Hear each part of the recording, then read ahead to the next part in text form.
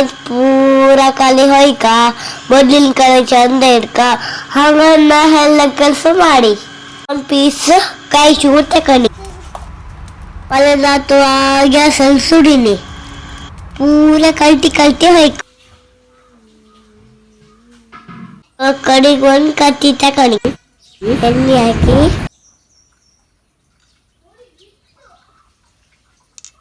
ಕಾಯಿನ ತೇದಿ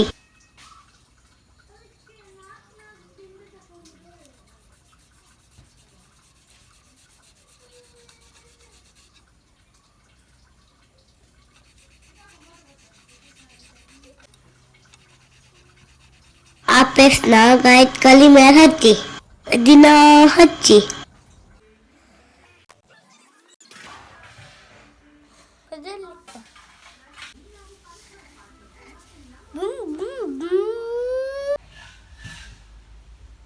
ಕೈಗೆ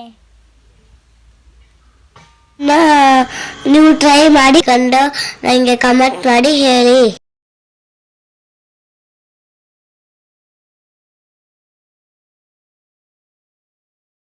Thank you. Bye bye.